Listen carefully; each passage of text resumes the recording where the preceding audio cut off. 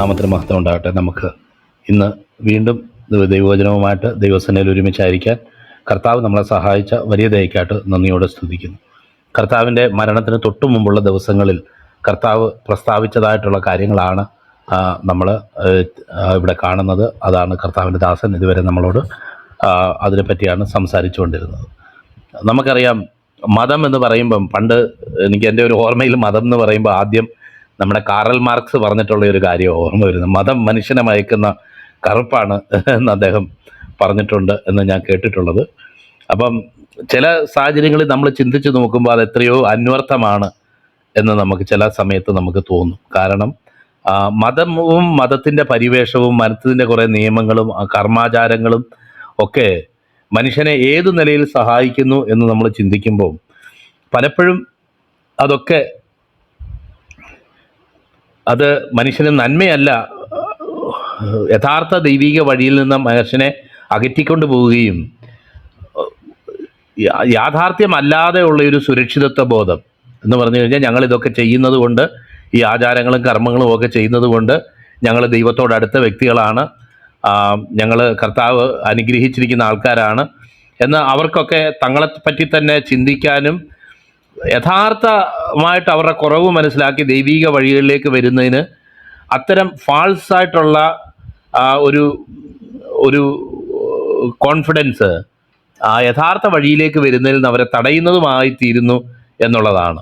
നമ്മൾ പണ്ട് ഒക്കെ പറയാറുള്ളത് better is the enemy of the best എന്ന് പറയുന്ന പോലെ, ഞങ്ങളുടെ കയ്യിലും കുറച്ച് ദൈവദീകമായ കാര്യങ്ങളുണ്ട്, ഞങ്ങളും ദൈവത്തെ അറിയുന്നു, ഞങ്ങൾ പല അനുഷ്ഠാനങ്ങളും ആചാരങ്ങളും ഒക്കെ ചെയ്യുന്നു, അതുകൊണ്ടെല്ലാം ഓക്കെയാണ് എന്ന് ചിന്തിക്കാനും നമുക്ക് ഇവിടെ നമ്മൾ കാണുന്നത് പോലെ തന്നെ കർത്താവായ യേശു ക്രിസ്തു അവർ ലോങ് അവെയിറ്റ് ചെയ്ത, ലോങ് ആയിട്ട് അവർ കാത്തിരുന്ന മശിഹ അവരുടെ അടുക്കൽ വന്നപ്പോൾ അദ്ദേഹത്തെ പോലും തിരിച്ചറിയാനോ അദ്ദേഹത്തെ അക്സെപ്റ്റ് ചെയ്യാനോ കഴിയാതെ വണ്ണം അവരുടെ മതബോധവും സ്വയനീതിയും വളർന്നു എന്നുള്ളതാണ് നമുക്ക് കഴിഞ്ഞ ദിവസങ്ങളിലൊക്കെ നമ്മൾ ചിന്തിച്ചപ്പം കാണാനായിട്ട് കഴിഞ്ഞത്. അതുകൊണ്ട് ജീവനിൽ കൊതിയുള്ള ഒരു വ്യക്തി കൂടുതൽ തങ്ങളെ എതിർക്കുന്നവരെ പ്രകോപിപ്പിക്കാതെ ഒരു കോംപ്രമൈസിന് ശ്രമിക്കുന്ന പോലെ ഒന്നും കർത്താവ് ഇവിടെ ശ്രമിച്ചില്ല എന്നുള്ളതാണ് ആദ്യം ഞാൻ പറഞ്ഞ പോലെ തന്നെ എന്നെ സന്തോഷിപ്പിക്കുന്ന കാര്യം. എന്താണ് ഈ മതത്തിൻ്റെയും അന്നുണ്ടായിരുന്ന ആ മത രീതികളുടെയൊക്കെ കുഴപ്പം എന്താണെന്നും അത് ദൈവത്തോടുള്ള ബന്ധമല്ല അത് കൂടുതൽ വെളിപ്പെടുത്തുന്നത്, മറിച്ച് അവർ മനുഷ്യർ കാണേണ്ടതിന് വേണ്ടി ഉള്ള ഒരു സംവിധാനമാക്കി അതിനെ മാറ്റിക്കളയുകയും മനുഷ്യർക്ക് വിളങ്ങേണ്ടതിന് എന്ന് പറയുന്നത് പോലെ വചനത്തിൽ പല ഭാഗത്ത് ഇത്തരം ഭക്തിയെ അപലപിച്ച് കർത്താവും അപ്പോസ്തലന്മാരും ഒക്കെ എഴുതിയിട്ടുള്ളത് നമുക്കറിയാമല്ലോ. ചില ലേഖനങ്ങൾ തന്നെ അങ്ങനെ എഴുതപ്പെട്ടിട്ടുള്ളത്. ഗലാത്യർക്ക് എഴുതുന്ന ലേഖനം, അതുപോലെ 2 പത്രോസിൻ്റെ ലേഖനം, യൂദായുടെ ലേഖനം, അതുപോലെ തിമോത്തിയോസിൻ്റെ ലേഖനം എന്നിവിടങ്ങളിൽ എല്ലാ ലേഖനങ്ങളിലും ഇത്തരം ആൾക്കാരെക്കുറിച്ചുള്ള ഒരു പരാമർശം നമുക്ക് കാണാതിരിക്കത്തില്ല. നമ്മൾ വായിക്കുന്നത് പോലെ ഭക്തിയുടെ വേഷം ധരിച്ചിട്ട് അതിൻ്റെ ശക്തിയെ ത്യജിക്കുന്നവരുമായിരിക്കും എന്ന് പറയുന്നത് പോലെ കർത്താവിൻ്റെ ദാസൻ റോമർക്ക് എഴുതുന്ന ലേഖനത്തിൽ നിന്ന് പ്രധാനമായിട്ട് അതിനെ അനലൈസ് ചെയ്ത് കൃത്യമായിട്ട് എങ്ങനെ ചെയ്യുന്ന മതവാദികളും കർമാചാരങ്ങൾ ചെയ്യുന്നവരും അവർ പാപത്തിന് കീഴേ തന്നെയാണ് എന്ന് പൗലോസ് തെളിയിക്കുന്ന ആ തെളിവിന് ഉപോത്ബലകമായി അദ്ദേഹം പറഞ്ഞിരിക്കുന്ന ആർഗ്യുമെൻസും നമ്മളിന്ന് കേൾക്കാനായിട്ട് ഇടയായിത്തീർന്നത്. വളരെ അന്വർത്ഥമായ നിലയിലാണ് അത് പൗലോസ് പറഞ്ഞിരിക്കുന്നത് എന്ന് നമുക്കറിയാം. മതത്തിൻ്റെ പൊള്ളത്തരം അല്ലെങ്കിൽ ഈ കർമാചാരങ്ങൾ അധിഷ്ഠിതമായിട്ടുള്ള ഒരു ജീവിതം നയിക്കുകയും ഈ കർമാചാരങ്ങൾ മുഖാന്തരം തങ്ങൾക്ക് രക്ഷ ലഭിക്കുമെന്ന് വിശ്വസിക്കുകയും ചെയ്യുന്ന വ്യക്തികൾ എന്ന് വെച്ചിട്ട് നമുക്കറിയാമല്ലോ എന്താണ് ഇതിൻ്റെ അടിസ്ഥാനപരമായിട്ടുള്ള വ്യത്യാസം എന്ന് നമ്മൾ ചിന്തിക്കുമ്പോൾ, മനുഷ്യൻ അവൻ്റെ പ്രവർത്തികൾ കൊണ്ട് ദൈവത്തെ അന്വേഷിക്കാനുള്ള ശ്രമങ്ങളാണ് മതങ്ങൾ എന്ന് പറയുന്നതിലൊക്കെ നമുക്ക് കാണാൻ കഴിയുന്നത്. അവൻ്റെ അഭിപ്രായം പണ്ടാരോ പറയാറുണ്ട്, നമ്മളൊക്കെ പരസ്യബോധന പ്രസംഗിക്കുന്ന സ്ഥിരം പറയുന്ന വാക്ക, മതം എന്ന് പറഞ്ഞാൽ അഭിപ്രായം എന്നേ അർത്ഥമുള്ളൂ. പ്രിയപ്പെട്ടവരെ, ചില മനുഷ്യരൊക്കെ ദൈവത്തെ എങ്ങനെ അപ്രോച്ച് ചെയ്യാം, ദൈവസന്നിധിയിലേക്ക് എങ്ങനെ അടുക്കാം എന്നുള്ള കാര്യത്തിൽ പല മനുഷ്യർ പല അഭിപ്രായങ്ങൾ പറഞ്ഞതേ ഉള്ളൂ. അല്ലാതെ അത് ദൈവം പറഞ്ഞിട്ടോ ദൈവിക മാർഗമല്ല എന്ന് നമ്മൾ സാധാരണ സ്പെസിഫൈ ചെയ്ത് പറയാറുള്ള ഒരു കാര്യമാണ്. മതം എന്ന് പറഞ്ഞാൽ അഭിപ്രായം എന്നേ ഉള്ളൂ എന്ന് മാത്രമല്ല, ദൈവത്തോട് ഉള്ള ബന്ധത്തിൽ നിൽക്കേണ്ട ഒരു കാര്യം അതിന് എങ്ങനെ ഒരു മതസംഹിതയായിട്ട് അധപ്പതിക്കാം എന്നുള്ളതിൻ്റെ വലിയ തെളിവാണ് അന്നത്തെ യഹൂദ മതവും ഇന്നത്തെ ക്രിസ്ത്യാനിറ്റിയും വന്ന് നിൽക്കുന്നത് എന്നുള്ള കാര്യത്തിൽ വേറെ ഉദാഹരണമൊന്നും നമ്മൾ തപ്പിപ്പോണ്ട. കാരണം പല കാര്യങ്ങളെയും അതിൻ്റെ അതിൻ്റെ നിഴലാക്കി മാറ്റി അതിൻ്റെ അല്ലെങ്കിൽ അതിൻ്റെ ഒരു വിശ്വാസത്തിൻ്റെ അനുസരണമായിട്ടും അവരുടെ ഉള്ളിലുള്ള വിശ്വാസത്തിൻ്റെ പ്രതിഫലനമായിട്ടും ഉണ്ടാവേണ്ട ചില അനുസരണത്തിൻ്റെതായ പ്രവർത്തികൾ പോലും അതിനെ ആ കർമ്മങ്ങളെ പെരുപ്പിച്ച് കാണിക്കുകയും അതിൻ്റെ വിശ്വാസത്തിൻ്റെ സത്ത അല്ലെങ്കിൽ ആന്തരികമായി ഉണ്ടാവേണ്ട വ്യതിയാനവും രൂപാന്തരവും വിട്ടുകളഞ്ഞതിന് ശേഷം ഈ കർമ്മങ്ങളെ മാത്രം പൊലിപ്പിച്ച് പറയുന്ന ഒരു രീതി എത്ര അപലപനീയമാണ് എന്ന് നമ്മൾ ആലോചിച്ച് നോക്കണം. എത്രമാത്രം അങ്ങനെ, കാരണം നമുക്കറിയാമല്ലോ ചില കർമ്മങ്ങളെ ഉയർത്തി കാണിക്കുക. നമുക്കിന്ന് കാണുന്നത് പോലെ തന്നെ കർത്താവായ യേശു ക്രിസ്തുവിനെ കാണിച്ചു കൊടുത്ത രാത്രിയിൽ അവൻ അപ്പമെടുത്ത് സ്തോത്രം ചൊല്ലി നുറുക്കി എന്നൊക്കെ നമ്മൾ അവൻ്റെ കഷ്ടാനുഭവങ്ങളെ ധ്യാനിക്കാനും, അതുപോലെ തന്നെ കർത്താവിനോടുകൂടെ മരിച്ചു അടക്കപ്പെട്ടു ഉയർത്തെഴുന്നേറ്റു എന്ന് നാം എന്നുള്ള നമ്മുടെ വിശ്വാസത്തിൻ്റെ പ്രഖ്യാപനമായിട്ട്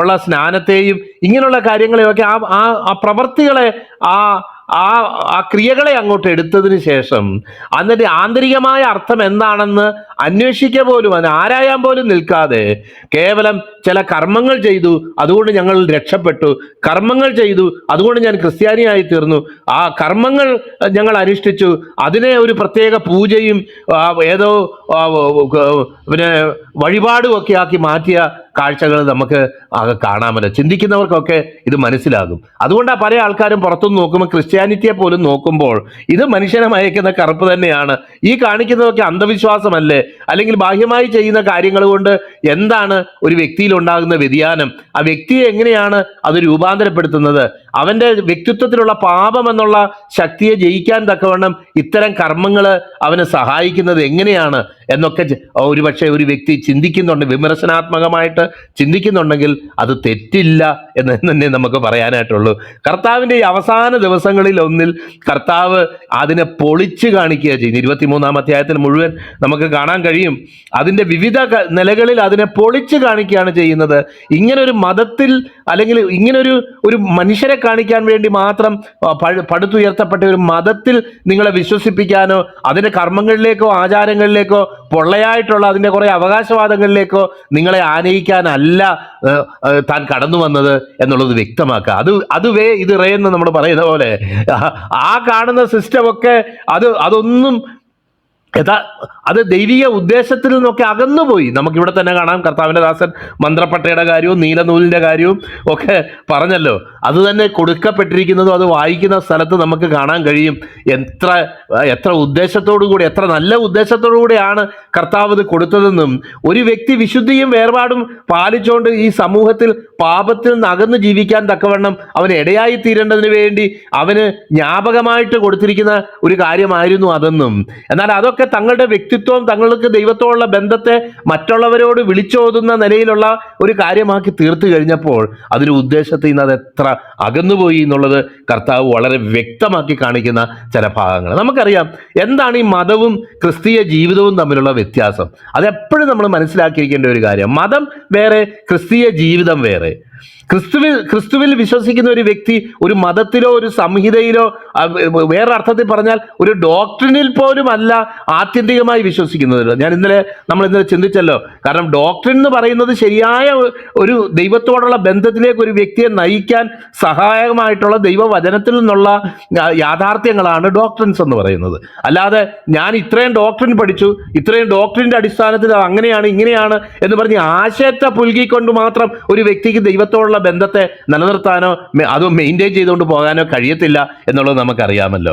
അപ്പം ഇതാണ് ഗലാത്യർക്ക് എഴുതുന്ന ലേഖനം നമ്മൾ വായിച്ചു നോക്കുമ്പം നമുക്ക് വ്യക്തമായി മനസ്സിലാകുന്നതായിട്ടുള്ള കാര്യം. അവിടെ അവർക്കറിയാം, ആദ്യ സുവിശേഷം കേട്ട് അവർ മുന്നോട്ട് വന്ന വ്യക്തികൾ, അല്ലെങ്കിൽ 2 കൊരിന്ത്യർ ലേഖനം വായിക്കുമ്പോഴും നമ്മളത് ഇവിടെ പഠിച്ചതാണല്ലോ.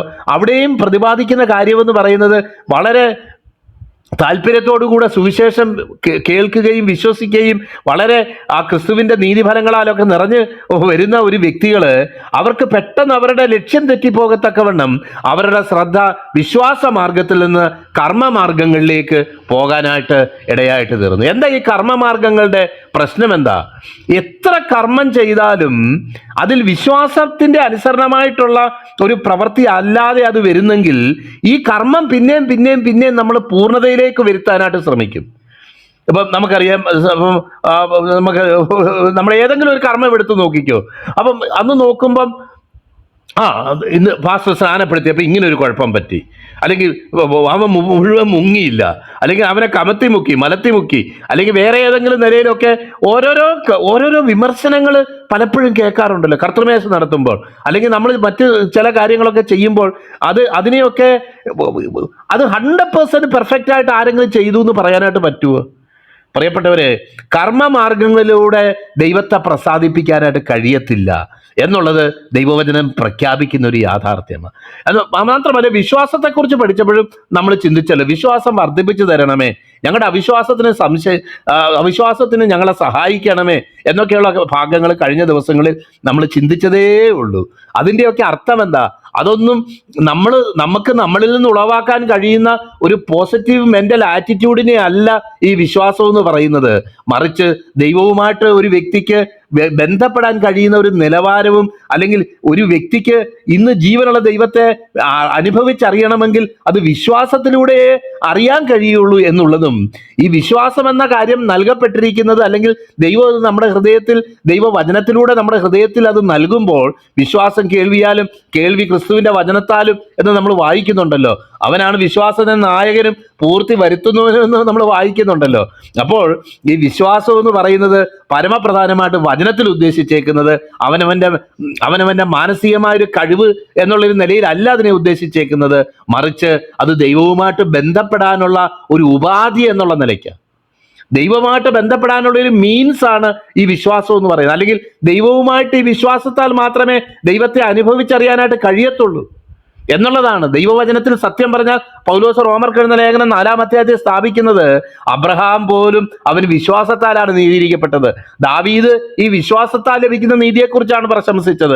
അതുപോലെ ദൈവഭക്തന്മാർ പലരും ഈ വിശ്വാസത്താലാണ് അവർ ദൈവത്തോടടുത്തതും ദൈവത്തോടു കൂടെ നടന്നതും ദൈവശബ്ദം കേട്ടതും അവർ നിത്യരാജ്യത്തെ കണ്ട് അഭിവന്ദിച്ചുകൊണ്ട് ഇവിടുന്ന് പരദേശികളെന്ന് പറഞ്ഞ് ഈ ലോകം വിട്ടു പോയതുമൊക്കെ ഈ വിശ്വാസത്താലാണ് എന്നാണ് എബ്രായ ലേഖനക്കാരൻ നമ്മളെ ഓർമ്മപ്പെടുത്തുന്നത്. അപ്പോൾ ഈ വിശ്വാസത്തെ പറ്റി നമ്മൾ പഠിച്ച സ്ഥലത്ത് കാരണം ദൈവവുമായിട്ടുള്ള ഒരു ബന്ധത്തിലേക്ക് വരുമ്പോഴാണ് നമ്മളുടെ ഡോക്ടറിനും നമ്മൾ പഠിച്ച പല യാഥാർത്ഥ്യങ്ങളും ഒക്കെ അത് അർത്ഥവത്തായിട്ട് തീരുന്നത്. ഒരു ഉദാഹരണം പറഞ്ഞു കഴിഞ്ഞാൽ, വയറിംഗ് ഒക്കെ ചെയ്തു വെച്ച വീട് ഇങ്ങനെ അതിൻ്റെ പ്രധാന സോഴ്സ്, അതിൻ്റെ ഇലക്ട്രിക് സോഴ്സിലേക്ക് അതിനെ ബന്ധിപ്പിക്കുമ്പോഴാണ് ഈ സെറ്റപ്പ് ഒക്കെ പ്രവർത്തിച്ചു തുടങ്ങുന്നത്. അതുവരെ ഇതിന് സെറ്റപ്പ് എന്ന് മാത്രമേ പറയാൻ പറ്റുള്ളൂ, അല്ലാതെ ഇതിൻ്റെ ഈ ബന്ധം വരുമ്പോഴാണ്, അല്ലെങ്കിൽ യഥാർത്ഥമായിട്ട് ആ ദൈവവുമായിട്ടുള്ള ബന്ധത്തിലേക്ക് വരുമ്പോഴാണ് നാം ജീവിച്ചു തുടങ്ങുന്നത്. ദൈവവുമായിട്ടുള്ള ബന്ധമാ പ്രിയപ്പെട്ടവരെ ഈ വിശ്വാസം എന്ന് പറയുന്നത് കൊണ്ട് വചനത്തിൽ അർത്ഥമാക്കുന്നത്. ദൈവവുമായിട്ട് ബന്ധപ്പെടാനും അദൃശ്യ ദൈവത്തെ കണ്ടതുപോലെ ഉറച്ചു നിന്നു എന്നും മോശയെ പറ്റി വായിക്കുന്നത് പോലെ ഇതാണ് വിശ്വാസം എന്ന് പറയുന്നതുകൊണ്ട് അർത്ഥമാക്കുന്നത്. അല്ലാതെ ചില കാര്യങ്ങൾ നടക്കും, ചില കാര്യങ്ങൾ ചെയ്യും, ചില കാര്യങ്ങൾ അത് ചെയ്യും എന്ന് ദൈവത്തെ അറിയാതെ വെറുതെ ഇങ്ങനെ ചാണ്ട് ചെയ്തുകൊണ്ടിരിക്കുന്ന അല്ലെങ്കിൽ റിസൈറ്റ് ചെയ്തുകൊണ്ടിരിക്കുന്ന ഒരു അനുഭവത്തെക്കുറിച്ചല്ല വിശ്വാസം എന്ന് പറയുന്നത്. ദൈവത്തെ അറിയുന്നതാ വിശ്വാസം.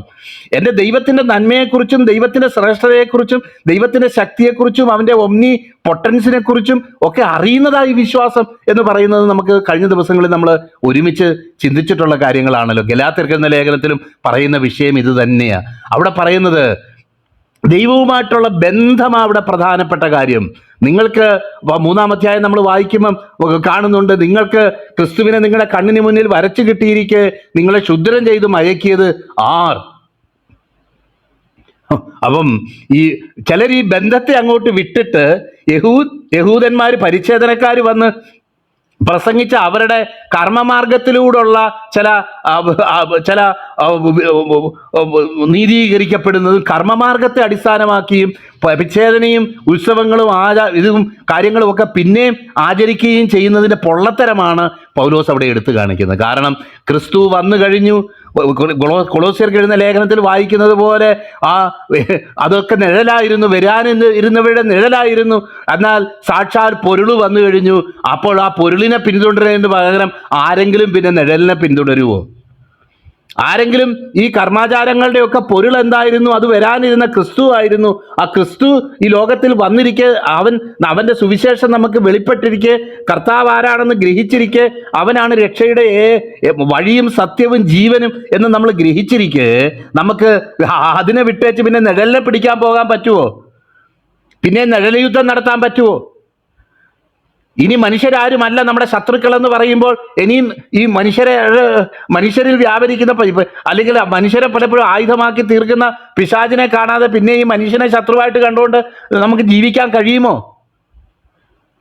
പ്രിയപ്പെട്ടവരെ, അങ്ങനെ ആത്മീയമായിട്ടുള്ളൊരു കാഴ്ചപ്പാടിലേക്ക് വരേണ്ടതിന് പകരം ഒന്നാം നൂറ്റാണ്ടിലുണ്ടായിരുന്ന, ആദ്യ സമയത്തുണ്ടായിരുന്ന ഏറ്റവും വലിയ പ്രശ്നമെന്ന് പറയുന്നത് ഈ ജൂഡേസേഴ്സ് അല്ലെങ്കിൽ യഹൂദന്മാരെന്ന് പറയുന്ന യഹൂദ മര്യാദകൾ കൂടെ ആചരിച്ചാൽ മാത്രമേ, പരിച്ഛേദനയും മോശെ കൽപ്പിച്ച പ്രമാണങ്ങളെല്ലാം അനുഷ്ഠിച്ചാൽ മാത്രമേ ഒരു വ്യക്തിക്ക് രക്ഷിക്കപ്പെടാൻ കഴിയുകയുള്ളൂ എന്ന് പഠിപ്പിച്ചുകൊണ്ടിരുന്ന വ്യക്തികൾക്ക് നേരെയാണ് പൗലോസ് നമുക്ക് 2 കൊരിന്ത്യർ ലേഖനത്തിൽ, അതുപോലെ ഗലാത്യ ലേഖനത്തിൽ, അതുപോലെ മറ്റു പല ദൈവവചന ഭാഗങ്ങളിലും അദ്ദേഹം വളരെ സധൈര്യം പറയുന്ന കാഴ്ച കാണാം. കാരണം മതമൊന്നു വേറെ, ദൈവവുമായിട്ടുള്ള ബന്ധമൊന്നു വേറെ.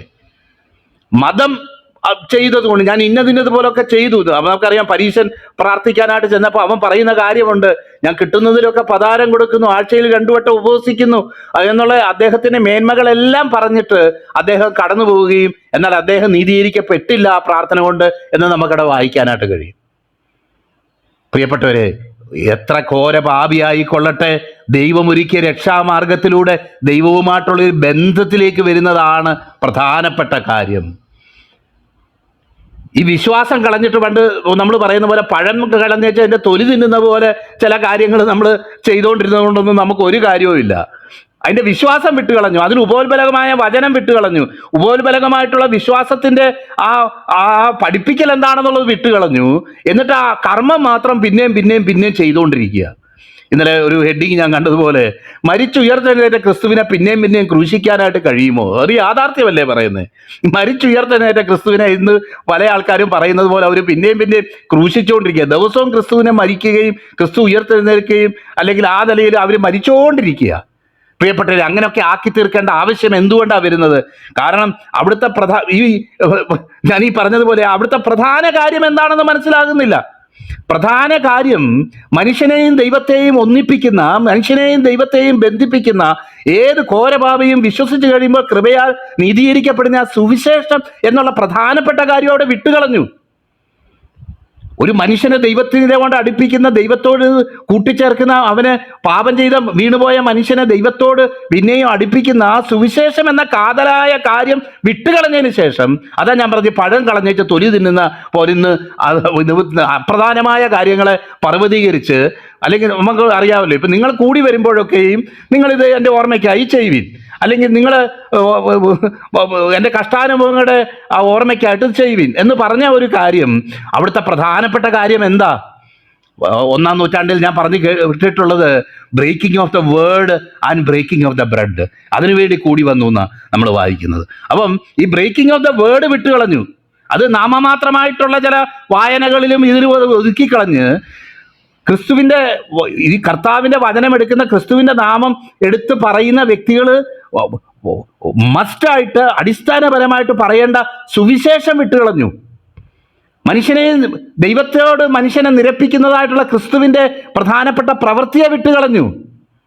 അതിന് പകരം അതിൻ്റെ നിഴലും അതിൻ്റെ മെമ്മോറിയലായിട്ട്, അല്ലെങ്കിൽ ഒരു പക്ഷേ വിശ്വാസത്തിൻ്റെ അനുസരണം എന്നുള്ള നിലയ്ക്ക് കർത്താവ് അനുഷ്ഠിക്കാൻ ചെയ്ത ചില ആചാരങ്ങളെ പർവ്വതീകരിച്ച് അതിനെ അങ്ങ് ഐഡിയലൈസ് ചെയ്യാനായിട്ട് ശ്രമിക്കുന്ന കാഴ്ചയാണ് ഇന്നത്തെ ക്രിസ്തീയ സമൂഹത്തിലും കാണാൻ കഴിയുന്നത്. അതുകൊണ്ട് സീക്കറായിട്ട്, ഒരു സത്യാന്വേഷിയായിട്ട് നമ്മുടെ പല സഭകളിലേക്കും കടന്നു വരുന്ന വ്യക്തികൾക്ക് അവിടെ ക്രിസ്തുവിലുള്ള യാഥാർത്ഥ്യമല്ല കാണാൻ വരുന്നത്, അവൻ്റെ മനസ്സ് പോലും മടുപ്പിക്കത്തക്കവണ്ണമുള്ള കുറേ കർമാചാരങ്ങളും അർത്ഥമറിയാത്ത കുറേ കാര്യങ്ങളും ചെയ്തുകൊണ്ടിരിക്കുന്നതാ പലർക്കും കാണാൻ കഴിയുന്നത്. അങ്ങനെ തിരിച്ചു പോയിട്ടുള്ള എത്രയോ പേര് ഇന്ന് ലോകത്തുണ്ട്. പ്രിയപ്പെട്ടവരെ, ഇത് പറഞ്ഞു കഴിയുമ്പോൾ ഇങ്ങനെ അധികമായിട്ട് നമ്മൾ പറഞ്ഞു നോക്കിയാട്ടെ. എന്നാൽ ഹൃദയവേദന ഉണ്ടാക്കുന്ന ഒരു കാര്യമാണ്. മോശയുടെ പീഠത്തിൽ അവർ ഇരിക്കുന്നു, ആകയാൽ നിങ്ങളോട് പറയുന്നതൊക്കെയും ചെയ്യുവിൻ, അവർ പ്രവർത്തികൾ പോലെ ചെയ്യരുത് എന്നുള്ളത് ദൈവദാസൻ അത് എക്സ്പ്ലെയിൻ ചെയ്തതുകൊണ്ട് ഞാൻ അതിനെക്കുറിച്ച് കൂടുതൽ പറയുന്നില്ല. കാരണം ആ പറയുന്ന കാര്യം ശരി, അദ്ദേഹം വളരെ അത് നന്നായിട്ട് എക്സ്പ്ലെയിൻ ചെയ്തല്ലോ. എങ്ങനെയാ പാപത്തിലുള്ളവരും പിന്മാറ്റത്തിലുള്ളവരും ഒക്കെ പ്രസംഗിക്കുന്നുണ്ടല്ലോ, അതെങ്ങനെയാണ് എഫക്റ്റ് ചെയ്യുന്നത്? നിശ്ചയമായിട്ടും ഈ ഒരു രീതിയിൽ അത് കണ്ടാൽ മതി. എന്ന് വെച്ചിട്ട് പാപത്തിൽ വീണവരാണ്, പാപത്തിൽ തുടരുന്നവരാണെന്നറിഞ്ഞ് നമ്മൾ അവരുടെ പ്രസംഗം പിന്നെയും അങ്ങ് കേട്ടോണ്ടിരിക്കണം എന്നല്ല പറയുന്നതിൻ്റെ. അങ്ങനെയൊക്കെ നീതീകരിക്കുന്നവരുണ്ട്. അവരൊക്കെ വ്യഭിചാരം ചെയ്തോട്ടെ, കുഴപ്പമില്ല, നമ്മളങ്ങ് അത് അങ്ങ് ഏറ്റെടുത്താൽ മതി, ശരിയായ നിലയിൽ എടുത്താൽ മതി. പ്രിയപ്പെട്ടവർ, അതിനൊക്കെ ഒരു ലിമിറ്റുണ്ട്. അത്തരം വ്യക്തികളെ പ്രോത്സാഹിപ്പിക്കുകയും അത്തരം വ്യക്തികൾ രഹസ്യമായി ചെയ്യുന്ന കാര്യങ്ങൾ നമ്മൾ കണ്ടില്ല എന്ന് നടിച്ച് അങ്ങനെ പോകണമെന്നല്ല, അത്തരം കാര്യങ്ങളെ ഓർത്ത് പ്രാർത്ഥിക്കുകയും അത് അറ്റ് ദ ഏർലിയസ്റ്റ് അവസരങ്ങളിൽ തന്നെ അങ്ങനെയുള്ളവർ ശുശ്രൂഷയിൽ നിന്ന് മാറി നിൽക്കണമെന്ന് തന്നെയാണ് വചനം പറയുന്നത്. അതും ഒരുമിച്ച് പോകാനായിട്ട് ഒരിക്കലും പാടില്ലാത്ത കാര്യം തന്നെയാണ്. അതേസമയം തന്നെ നമുക്കറിയാമല്ലോ, എലിയെ പേടിച്ച് ഇല്ലം ചുടുന്നു എന്ന് പറഞ്ഞതുപോലെ, അല്ല, ഈ വിളയുടെ ഇടയിലുള്ള കള പറിക്കാൻ പോകുമ്പം നല്ലതും കൂടെ പറഞ്ഞു പോകുമെന്ന് പറയുന്ന പോലെ, നമ്മൾ ചില വ്യക്തികളെ മാനുഷികമായിട്ടും അല്ലാത്ത നിലയിലൊക്കെ അവരെ നിഷ്കാസനം ചെയ്യാൻ ശ്രമിക്കുമ്പോൾ, ശരിയായിട്ട് ഇത് കർത്താവിനെ സ്നേഹിക്കുന്നവരും അന്വേഷിക്കുന്നവർക്കും കൂടെ അവർക്കും കൂടെ ചില വിഷമങ്ങൾ ഉണ്ടാകുമെന്നുള്ളത് കൊണ്ട് വളരെ പ്രാർത്ഥനയോടെയും ശ്രദ്ധയോടെയും ചെയ്യേണ്ട ഒരു കാര്യമാണ് എന്ന് നമ്മൾ മനസ്സിലാക്കണം. അതേസമയം തന്നെ അത് കാരണം എന്നോട് ചിലർ ചോദിച്ചിട്ടുണ്ട്, അല്ല ബ്രദറെ, ഇന്ന ആള് വളരെ പാപം ചെയ്യുന്ന വ്യക്തിയാണെന്നറിയാം, ബ്രദർ ആ പുള്ളിയുമായിട്ട് നല്ല ബന്ധത്തിലും പോകുന്നു, നാട്ടുകാർക്ക് മുഴുവൻ അറിയാം ഇങ്ങേര് കൊള്ളരുതായ്മയാണ് ചെയ്യുന്നതെന്ന്. ബ്രദർ എങ്ങനെയാണ് ബ്രദറെ പോകുന്നതെന്ന് എന്നോട് ചോദിച്ചിട്ടുണ്ട് പ്രിയപ്പെട്ടവർ. ഞാൻ ആ ചോദ്യത്തിൻ്റെ മുന്നിൽ എനിക്ക് പ്രയാസം ഉണ്ടായിട്ടുണ്ട്. ഞാനതുകൊണ്ട് അങ്ങനെയുള്ളവരോടായിട്ടുള്ള ആ ബന്ധം, അല്ലെങ്കിൽ അങ്ങനെ ചെയ്യുന്ന ചില വ്യക്തികളുടെ സഭയിൽ പോയി പ്രസംഗിക്കുന്ന പരിപാടി പോലും ഞാൻ നിർത്തി എന്നുള്ളതാണ് എനിക്ക് പറയാനാണ് ഞാൻ ആഗ്രഹിക്കുന്നത്. കാരണം നിരന്തരം അങ്ങനെ ചെയ്യുകയും പിന്നെയും അതിൽ തന്നെ തുടരുകയും പിന്നെയും ഇത് ചെയ്യുകയും ചെയ്യുന്ന സ്ഥലങ്ങളിലൊക്കെ പോയി അവർക്ക് സ്തുതി പാടാനായിട്ട് ഞാൻ എന്തിനാ നിൽക്കുന്നത്? അതിനാണോ ദൈവം എന്നെ വിളിച്ചേക്കുന്നത്? അല്ലെ അവർ ചെയ്യുന്നത് ശ്രേഷ്ഠമാണെന്ന് പറയാനാണോ? പ്രിയപ്പെട്ടവരെ, ഓരോരുത്തർ നല്ല ജഡത്തിലിരിക്കുമ്പോൾ ചെയ്തത് നല്ലതാകിലും തീയതാകിലും അതിന് തക്കവണ്ണം പ്രാപിക്കേണ്ടതിന് അവർ ക്രിസ്തുവിനെ ന്യായത്തിന് മുമ്പാകെ വെളിപ്പെടേണ്ടതാകുന്നു എന്ന് ദൈവത്തിൻ്റെ വചനം പറഞ്ഞിട്ടുണ്ട്. അതുകൊണ്ട് അവർ ചെയ്യുന്നത് പോലെ ഒരിക്കലും ചെയ്യരുത്, അവർ ചെയ്യുന്നത് പോലെ ഒരിക്കലും ചെയ്യരുത്. ഇന്നും അതാ പറയാനുള്ളത്. ഈ സോ കോൾഡ് ഇങ്ങനെ നേതാക്കന്മാരെന്നുമൊക്കെ പറയുന്ന പല വ്യക്തികളും അവരുടെ വാക്കുകൾ അനുകരിക്കരുത്, അവരുടെ ജീവിതം അനുകരിക്കരുത്, അവർ തെറ്റായി ചെയ്യുന്ന കാര്യങ്ങളെ ന്യായീകരിച്ചുകൊണ്ട് പറയുന്ന ന്യായീകരണങ്ങളിൽ ആത്മാർത്ഥതയുള്ളൊരു ദൈവത്തിൻ്റെ പൈതൽ പോയി വീഴരുത് എന്ന് തന്നെയാണ് ദൈവത്തിൻ്റെ വചനം നമ്മളോട് പറയുന്നത്. ഓക്കെ, ഞാൻ മുന്നോട്ട് പോകട്ടെ. അവർ കനമുള്ള ചുമടുകളെ കെട്ടി മനുഷ്യരുടെ തോളിൽ വെക്കുന്നു, ഒരു വിരൽ കൊണ്ടുപോലും അവയെ തൊടാൻ അവർക്ക് മനസ്സില്ല. ഇതാണ് ക്രിസ്തുവിൽ ഒരു വ്യക്തി വരുമ്പോൾ ഉണ്ടാകുന്ന രൂപാന്തരവും. അവൻ കേവലം അവൻ്റെ സ്വയത്തിൽ ജീവിക്കുന്നു, ജഡത്തിൽ ജീവിക്കുന്നു എന്നുള്ളതിൻ്റെ തെളിവാണ്. നമുക്കറിയാം, നമ്മുടെ ജീവിതത്തിൽ പല സംഘർഷങ്ങളും പല പോരാട്ടങ്ങളും ഒക്കെ കഴിഞ്ഞ നാളുകളിൽ ഉണ്ടായിട്ടുണ്ട് എന്നുള്ള കാര്യത്തിൽ ഒരു സംശയവുമില്ല. നമ്മൾ അതുപോലെ കടന്നു പോകുന്ന ഒരു സഹോദരനെ കാണുമ്പോൾ നമ്മൾക്ക് നാച്ചുറലി തോന്നുന്ന ഒരു വികാരം എന്താ? നമുക്ക് തോന്നുന്ന ഒരു വികാരം, എൻ്റെ കർത്താവേ, ഞാനും ഇതുപോലുള്ള പല വീഴ്ചകളിലും കുറവുകളിലും ഒക്കെ ആയിരുന്നു, എന്നാൽ കൃപയാൽ നീ എന്നെ അതിൽ നിന്നൊക്കെ പുറത്തോട്ട് വരാൻ നീ സഹായിച്ചു. അതുകൊണ്ട് അത്തരം കാര്യങ്ങളോട് നമുക്കൊരു സഹതാപവും സിമ്പതിയും കൂടെ ഹൃദയത്തിൽ തോന്നും, യഥാർത്ഥത്തിൽ രക്ഷിക്കപ്പെട്ടവരാണെങ്കിൽ. അല്ലാതെ അവരുടെ ജീവിതത്തിൽ ആ കുറവ് ഇരിക്കെ തന്നെ മറ്റുള്ളവരെ വിമർശിക്കുന്ന ആശാന്മാർ പലരും ഉണ്ടെന്നുള്ളത് നമുക്കറിയാമല്ലോ. അവർ കാരണം അവരുടെ സ്വന്തം തെറ്റ് കാണത്തില്ല, മറ്റുള്ളവൻ്റെ തെറ്റേ കാണത്തുള്ളൂ. ക്രിസ്തുവിലായിരിക്കുന്ന ഒരു വ്യക്തി, യേശുവിൽ ആശ്രയിച്ച ഒരു വ്യക്തിക്ക് അവനവൻ്റെ കുറവ് മറന്നിട്ട് വേറൊരു വ്യക്തിയെ കറക്റ്റ് ചെയ്യാനായിട്ട് പറ്റുകയില്ല. കാരണം നമുക്ക് പെട്ടെന്ന് മനസ്സിലാകും, നമ്മുടെ കഴിഞ്ഞകാല അനുഭവങ്ങൾ, പരാജയങ്ങൾ ഒക്കെ നമുക്ക് മനസ്സിലാകും. പരാജയത്തിൽ തുടരണം എന്നല്ല ഞാൻ പറയുന്നതിൻ്റെ അർത്ഥം. അതേസമയം ആ ക്രിസ്തുവിൻ്റെ മനസ്സോടെ ഒരു ഹോളിയർ ദാൻ ദൗ എന്ന് പറയുന്ന, ഞാൻ നിന്നേക്കാൾ വിശുദ്ധനാണെന്ന് പറയുന്ന ഒരു ആറ്റിറ്റ്യൂഡിലല്ലാതെ അതിനെ എങ്ങനെ സമീപിക്കാൻ കഴിയും? അത് ആ ക്രിസ്തുവിൻ്റെ ആർദ്രതയോടെയും നമ്മുടെ അനുഭവങ്ങൾ ഓർക്കുമ്പോഴാണ്. പൗലോസ് പറയുന്ന പോലെ ആ പാപികളിൽ ഞാൻ ഒന്നാമനായിരുന്നു. അതുകൊണ്ട് തന്നെ ക്രിസ്തുയേശു മുഖാന്തരം ദൈവത്തോട് അടുക്കുന്നവർക്ക് ഒക്കെ ഉദാഹരണമായിട്ട് ദൈവം എന്നെ നിർത്തിയിരിക്കുകയാണ് എന്ന് അദ്ദേഹം പറയുന്ന വാക്കുകൾ നമുക്ക് ഓർമ്മയുണ്ടല്ലോ. പ്രിയപ്പെട്ടവരെ, നോക്കിയാട്ടെ. അപ്പോൾ മറ്റുള്ളവനെ വിധിക്കാൻ നമുക്കറിയാം, അന്നത്തെ കാലത്തുണ്ടായിരുന്ന ആചാരങ്ങളും അനുഷ്ഠാനങ്ങളും നമ്മൾ നോക്കുമ്പം അവർക്കൊരു ഈ എഴുതപ്പെട്ട പ്രമാണങ്ങൾക്ക് ഉപരിയായിട്ട് അവർക്കൊരു ഓറൽ ലോ ഉണ്ടായിരുന്നു. അത് എഴുതപ്പെട്ടിട്ടുണ്ട്. അതിന് മിഷ്ന എന്നാണ് പറയുന്നത്. അതുപോലെ തൽമൂദ്, അതിലുമൊക്കെ നമുക്കറിയാം കർത്താവിനെ അവരെ ഏറ്റവും കൂടുതൽ വിമർശിച്ചത് ശബ്ബത്ത് ആചരിക്കുന്നില്ല എന്നുള്ള കാര്യം. ഈ ശബ്ബത്ത് എങ്ങനെ ആചരിക്കാം? അന്നേരം എത്ര വെയിറ്റ് എടുക്കാം? ഒരുത്തന് അസുഖം വന്നാൽ എന്നാ ചെയ്യണം? അവരുടെ കണക്കനുസരിച്ച് ഒരു ഉണങ്ങിയ അത്തിപ്പഴത്തിൻ്റെ അത്രയുള്ള വെയിറ്റേ എടുക്കാൻ പാടുള്ളൂ. ഒരു കവിള് വെള്ളം അത്രയും വെള്ളമേ കുടിക്കാൻ പാടുള്ളൂ. നമ്മുടെ ഡോക്ടർ ജോസൊക്കെ അവിടെ ന്യൂയോർക്കിലൊക്കെ ഉള്ള ചില ആൾക്കാരുടെയൊക്കെ അനുഭവങ്ങൾ ഇതിനു മുന്നേ പറഞ്ഞ് കേട്ടിട്ടുണ്ട്. അപ്പം വിശദമായിട്ട് നിങ്ങൾ പലരും നിങ്ങളുടെ അടുത്തൊക്കെ അങ്ങനെ ജീവിക്കുന്നവർ ഒരുപക്ഷെ കണ്ടു കാണും. അതുകൊണ്ട് നിങ്ങൾക്കൊക്കെ അറിയാമല്ലോ. ഇങ്ങനെ മണിയെ അല്ലെങ്കിൽ കൊതുകിനെ അരിച്ചെടുക്കുന്നത് പോലെ വളരെ വളരെ വളരെ മൈന്യൂട്ടായിട്ടുള്ള കാര്യങ്ങളെയും ഡിഫൈൻ ചെയ്ത് പേജുകൾ ഈ മിഷ്നയിലും തൽമൂദിലും ഒക്കെ ഈ ശബ്ബത്ത് ആചരിക്കുന്നതിനെ കുറിച്ച് മറ്റ് പല കാര്യങ്ങളെക്കുറിച്ചും വിശദമായിട്ട് എഴുതി വെച്ചേക്കുക. അങ്ങനെ നോക്കുകയാണെങ്കിൽ അന്നേ ദിവസം ഒരു മനുഷ്യൻ അത് എത്ര ശ്രദ്ധിച്ചാലും ചിലതൊക്കെ അവർ തെറ്റിച്ചു പോകും എന്നുള്ള നിലയിൽ തന്നെയാണ് കാര്യം. കാരണം ഈ കൽപ്പനകളെ ലംഘിച്ചു പോയാലോ എന്ന് വെച്ച് അതിനൊരു ഫാക്ടർ ഓഫ് സേഫ്റ്റിയും കൂടെ ഇട്ടുകൊണ്ട് അതിനൊരു ആ ലംഘിക്കുന്ന നിലവാരം വരെ വരാതെ വളരെ ദൂരമായിട്ട് അങ്ങനെ സംഭവിക്കാതിരിക്കത്തക്കവണ്ണം ആലോചിച്ച് ഉറച്ച് ഉള്ള തീരുമാനം. നമുക്കറിയാമല്ലോ, ശബ്ബത്ത് വഴി ദൂരം ഉള്ള ഒരു മലയിലേക്ക് എന്ന് നമ്മൾ വായിക്കുന്നുണ്ട്. അപ്പം എത്ര നടക്കാം, ഇതെല്ലാം നേരത്തെ ഡിഫൈൻ ചെയ്ത് വെച്ചേക്കുക. മനുഷ്യൻ ഇടം വലം തിരിയാൻ വയ്യാത്ത നിലയിൽ നമ്മൾ യോഹന്നാന്റെ സുവിശേഷത്തിൽ വായിച്ചപ്പം മണ്ണുകൊണ്ട് ചെയറുണ്ടാക്കി എന്ന് വായിക്കുന്നിടത്ത് നമ്മൾ കാണും ശബ്ബത്തിനെ ലംഘിച്ചു. ഇങ്ങനെ ഉള്ള ചുമട് ഉണ്ടാക്കി കൊടുക്കും. എന്നാൽ അവർക്ക് പോലും അത് ചെയ്യാൻ കഴിയുന്നില്ല എന്നുള്ള യാഥാർത്ഥ്യം അറിയാതെ മറ്റുള്ളവരെ കയറി വിമർശിക്കുകയും ചെയ്യും. അവർക്ക് പോലും അത് ചെയ്യാൻ കഴിയുന്നില്ല, മറ്റുള്ളവരെ കയറി വിമർശിക്കുകയും ചെയ്യുന്ന അത് കർത്താവ് അവിടെ ഒരു വിരൽ കൊണ്ട് പോലും അവയെ തൊടുവാൻ അവർക്ക് മനസ്സില്ല. അപ്പൊ ആൾക്കാരൊക്കെ പേടിച്ച് വിറച്ച് അയ്യോ നിയമം അനുസരിക്കുന്നില്ല, ഞാൻ നിഷ്കാസിതനാകും, ഞാൻ ചോദ്യം ചെയ്യപ്പെടും എന്നൊക്കെയുള്ള നിലയിൽ പോവുക. മറ്റുള്ളവരെ കാണിക്കാനായിട്ടുള്ള മന്ത്രപ്പട്ടയുടെ കാര്യം പറഞ്ഞല്ലോ. ഈ പറഞ്ഞ ദൈവവചന ഭാഗമൊക്കെ എഴുതിയതിന് ശേഷം എനിക്ക് നിങ്ങളുടെ കണ്ണുകളുടെ ഇടയിൽ എന്ന് പറയുന്ന പോലെ അവരുടെ തലയുടെ നെറ്റിക്ക് മീതയിൽ ഇങ്ങനെ ഒരു പെട്ടി പോലെ അത് വെക്കുന്ന അതിനെ റെഫർ ചെയ്തപ്പോൾ അതിൻ്റെ പടം കാണാനിടയായി തീർന്നു യഹൂദന്മാർ ചെയ്തുകൊണ്ടിരുന്നത്. അതുപോലെ തന്നെ ഇടത്തെ കയ്യിൽ എത്രയോ വട്ടം അത് ഒരു തുകൽ ഇതുകൊണ്ട് ചുറ്റി അത് കെട്ടുന്നത്, ഇതിനെക്കുറിച്ചൊക്കെ നമ്മൾ നമ്മുടെ പുറപ്പാട് പുസ്തകം 13-ാം അധ്യായം വായിക്കുമ്പോൾ നമുക്കവിടെ കാണാനായിട്ട് കഴിയും. അത് നമ്മുടെ വിഷയമല്ലല്ലോ. എന്നാൽ തന്നെ ദൂരത്തുനിന്ന് വരുന്ന ഒരാൾക്ക് തന്നെ കാണണം, ഇതാ ഒരു വലിയ വിശുദ്ധൻ കയറി വരുന്നു, ഒരു വലിയ വിശുദ്ധൻ തന്നെ കയറി വരുന്നു എന്ന ആ വ്യക്തി തന്നെ മറ്റുള്ളവരൊക്കെ കാണാൻ തക്കവണ്ണം. അപ്പൊ ദൈവം കണ്ടില്ലേലും കുഴപ്പമില്ല, മറ്റുള്ളവരൊക്കെ കാണണം, ഇതാ വലിയൊരു ശ്രേഷ്ഠൻ അങ്ങോട്ട് കയറി വരുന്നു എന്ന് കാണാൻ തക്കവണ്ണം ഉള്ള ഒരു നടപ്പ്. മറ്റുള്ളവരെ കണ്ടു കഴിയുമ്പോൾ ഒരു ആശ്വാസം. നമുക്കറിയാമല്ലോ, ഇപ്പം ഞാനിവിടെ പ്രസംഗിച്ചുകൊണ്ടിരിക്കുക. ഈ പ്രസംഗിച്ചുകൊണ്ടിരിക്കുന്നതിൻ്റെ സമയത്ത് ആരെങ്കിലും 2 വിമർശനം എഴുതിയിടുക, എനിക്കത് വേദനിക്കും, നിശ്ചയമായിട്ട് വേദനിക്കും. അയ്യോ, ഞാൻ ഇത്രയൊക്കെ പറഞ്ഞതിന് ശേഷം ആ പുള്ളി എന്നെ പറിച്ച് അങ്ങനെ പറഞ്ഞല്ലോ.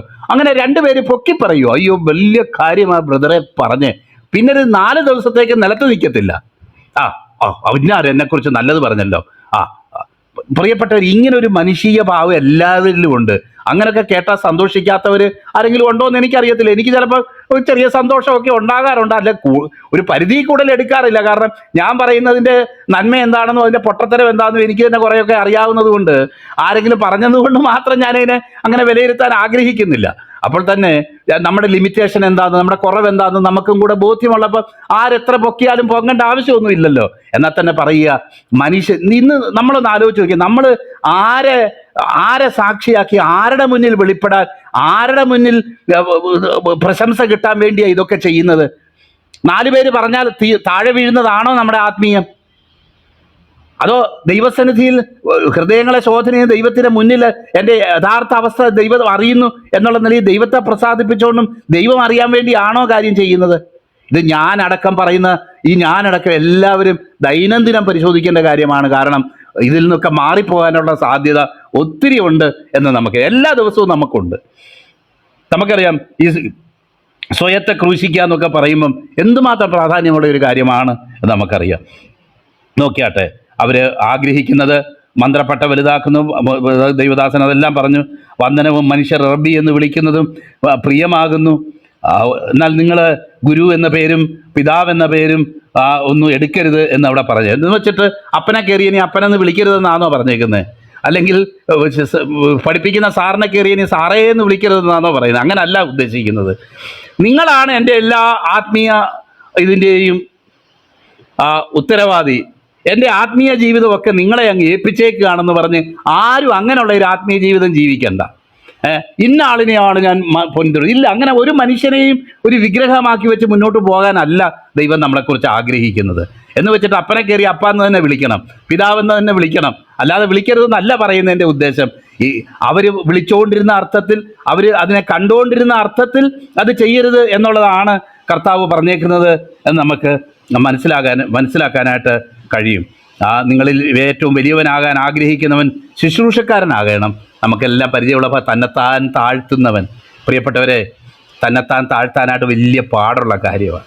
പ്രത്യേകിച്ച് ഇങ്ങനെയുള്ള ഒരു ശുശ്രൂഷയോ പ്രസംഗമോ അല്ലെങ്കിൽ മറ്റുള്ളവർ കാണത്തക്കവണ്ണം അപ്രിഷ്യേറ്റ് ചെയ്യത്തക്കവണ്ണമുള്ള കാര്യങ്ങളൊക്കെ ചെയ്യുമ്പോൾ അത് പോസിറ്റീവായിട്ട് തന്നെ അംഗീകരിക്കുക. അതേസമയം തന്നെ കർത്താവിൻ്റെ സന്നിധിയിൽ താഴാനും നമുക്ക് കഴിയുക എന്നുള്ളത് അതൊരു ആത്മീയമായിട്ട് പരിശീലിക്കേണ്ടതായിട്ടുള്ള ഒരു കാര്യം തന്നെയാണ്. നമുക്കറിയാമല്ലോ, ഒത്തിരി പേര് ഈ പ്രശംസയും മറ്റുള്ളവരുടെ മുന്നിൽ, ദൈവത്തിൻ്റെ മുന്നിൽ ജീവിക്കാതെ മറ്റുള്ളവരുടെ മുന്നിൽ ജീവിക്കുന്നത് കൊണ്ട് തകർന്നു പോയിട്ടുള്ള എത്രയോ ആത്മീയ ജീവിതങ്ങളുണ്ട്. എനിക്ക് നന്നായിട്ടറിയാം. മറ്റുള്ളവരുടെ പ്രശംസ കിട്ടാൻ വേണ്ടി ഇല്ലാത്തത് ഉണ്ടാക്കി പറഞ്ഞ് ഇന്ന് ആത്മീയ ഗോളത്തിൽ പോലും ഇല്ലാത്തവരുണ്ട്. ചില പ്രസംഗന്മാർ തന്നെ ഉണ്ടായിട്ടുണ്ട്. ആരാ ഏതാണെന്നൊന്നും പറയുന്നില്ല, ഇപ്പോഴും അവർ പ്രസംഗിക്കുന്നുണ്ട്, അതുകൊണ്ടാണ് പറയാത്തത്. എന്തൊക്കെയാ പറയുന്നത്? പ്രിയപ്പെട്ട ദൈവമാണ് നമ്മളെ നിയോഗിച്ച് അയച്ചതെങ്കിൽ നമ്മുടെ വിദ്യാഭ്യാസമോ നമ്മുടെ തറവാടിത്തമോ അല്ലെങ്കിൽ വേറെ ഏതെങ്കിലും ഒന്നും അല്ല നമ്മുടെ ശുശ്രൂഷയ്ക്ക് ആധാരമായിരിക്കുന്നത്. ദൈവം നമ്മളെ അതിന് തിരഞ്ഞെടുത്തു, ദൈവം അധികാരം നൽകി എന്നുള്ളതാണ് അതിൻ്റെ അടിസ്ഥാനം. അത് മനുഷ്യരെ പ്രസാദിപ്പിച്ചുകൊണ്ടല്ല ചെയ്യേണ്ടത്. ഇനിയും തോമസ് ബ്രദർ വന്നിട്ടുണ്ട്, അതിൻ്റെ കാര്യം മനസ്സിലായല്ലോ, അതുകൊണ്ട് ഞാൻ കൂടുതൽ ഇനി ഇത് പറയുന്നില്ല. പ്രിയപ്പെട്ട ദൈവവുമായിട്ടുള്ള ബന്ധമായ ഏറ്റവും പ്രധാനം ഈ കർമാചാരങ്ങളല്ല. അതേസമയം ദൈവവുമായിട്ട് ബന്ധമുള്ള ഒരു വ്യക്തിക്ക് കർത്താവ് അനുഷ്ഠിക്കാൻ പറഞ്ഞ ചില കാര്യങ്ങൾ അത് വിശ്വാസത്തിൻ്റെ അടിസ്ഥാനത്തിൽ അത് അന്വർത്ഥമാണ്. ഇവർ പറഞ്ഞ ഈ ബഹുദന്മാരുടെ മര്യാദയെക്കുറിച്ചല്ല പറയുന്നത്, ക്രിസ്തീയ ജീവിതത്തിലേക്ക് കാര്യങ്ങളെക്കുറിച്ചാണ് പറയുന്നത്. കർത്താവിനെ നമുക്ക് ഫോളോ ചെയ്യാം, ദൈവവുമായിട്ടുള്ള ബന്ധം നിലനിൽക്കട്ടെ. ഗലാത്യർക്ക് എഴുതുന്ന ലേഖനം നമ്മൾ വായിക്കുന്നത് പോലെ അതിന് ദൈവത്തിന് പരിശുദ്ധാത്മാവ് സഹായിക്കട്ടെ എന്ന് ആശംസിച്ചുകൊണ്ട് ഞാൻ വാക്കുകളിൽ നിന്ന് വിരമിക്കുന്നു.